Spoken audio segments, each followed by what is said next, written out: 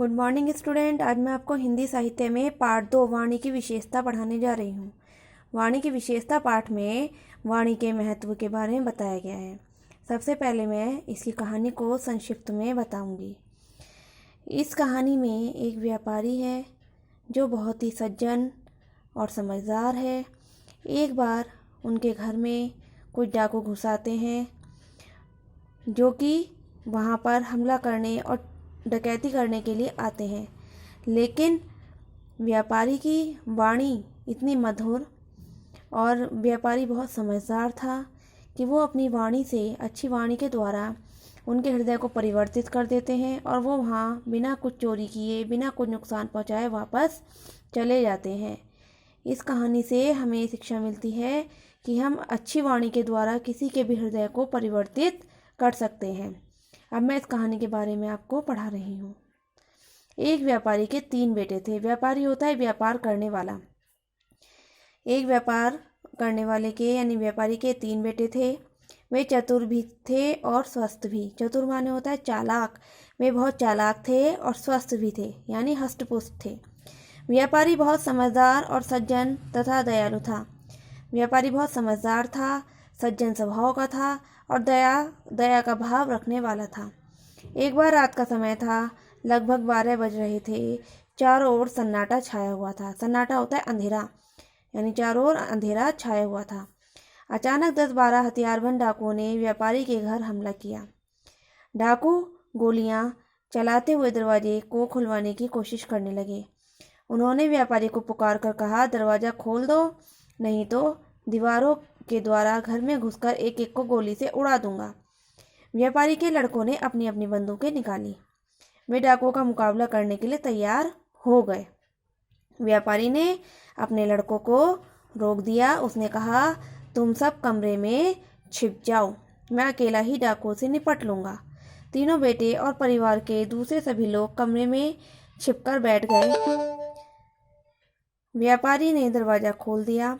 डाकू जब भीतर घुसे तो व्यापारी ने बहुत बहुत मीठे शब्दों में डाकू के सरदार से कहा, आइए, मेरे घर में आपका स्वागत है। मेरे पास पर्याप्त धन है। पर्याप्त का मतलब भरपूर, कि मेरे पास भरपूर धन है। अवश्य ही आप लोगों को धन की ज़रूरत होगी। इसमें व्यापारी डाकू से कहता है कि आप लोगों को धन की ज़रूरत होगी, इसलिए आप लोग यह बुरा काम करने के लिए आए हैं।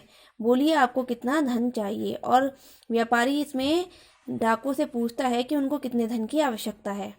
अगर न बता सके तो यह चाबी लीजिए, और उसके बाद वह उनको चाबी दे देता है। मेरे साथ तिजोरी के पास चलिए। इस प्रकार व्यापारी उन डाकू को अपने साथ तिजोरी के पास ले जाता है। तिजोरी खोलकर उन्हें उनसे कहता है कि जितना धन चाहिए निकाल लीजिए। आप सब मेरे पुत्रों के समान हैं। मैं राम जी की शपथ खाकर कहता हूँ, न शोर मचाऊंगा, न सहायता के लिए किसी को पुकारूंगा। व्यापारी ने अपनी बात खत्म करते हुए तिजोरी की चाबी डाकू के सरदार को दे दी। सरदार ने आश्चर्य भरी दृष्टि से व्यापारी की ओर देखा। आश्चर्य का मतलब बहुत अचंभे से देखना।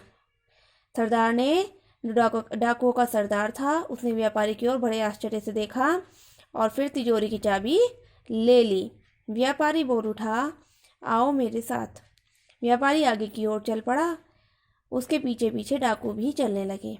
व्यापारी तिजोरी के पास जाकर खड़ा हो गया और सरदार से बोला, इसे खोलो, जो तुम चाहते हो इसमें मिलेगा। व्यापारी जो था वो डाकुओं को अपने साथ तिजोरी के पास ले जाकर खड़ा हो जाता है और कहता है, ये तिजोरी है और जो कुछ भी चाहिए वो इसमें से ले लो। नोट और जेवर चाहते हो ना, इसमें रखे हैं। व्यापारी डाकू से कहता है कि तुम नोट और जेवर चाहते हो, इसमें रखे हैं, ले लो। सरदार ने चाबी लगाकर तिजोरी खोल ली। तिजोरी वास्तव में ही नोट और जेवरों से भरी थी। व्यापारी ने कहा, मैंने ठीक कहा था ना कि इसमें पैसा रखा है। मुझे लगता है कि तुम्हें इसकी अधिक आवश्यकता है। आवश्यकता का अर्थ होता है ज़रूरत। व्यापारी बोला कि मुझे लगता है कि तुम्हें इसकी मुझसे अधिक ज़रूरत है। तुम सभी परिवार वाले होंगे। यदि यह तुम्हारे काम आता है तो इससे अच्छी बात और क्या हो सकती है। डाकुओं का सरदार व्यापारी की ओर देखने लगा। कभी वह धन की ओर देखता था, कभी व्यापारी की ओर। व्यापारी ने कहा, मेरे बेटो, देरी न करो। यदि कहीं कोई आ गया तो ठीक नहीं होगा। व्यापारी डाकू से कहता है कि तुम्हें जो कुछ भी चाहिए वो जल्दी ले लो, देर मत करो। सरदार के सभी साथी पैसा बटोरने लगते हैं।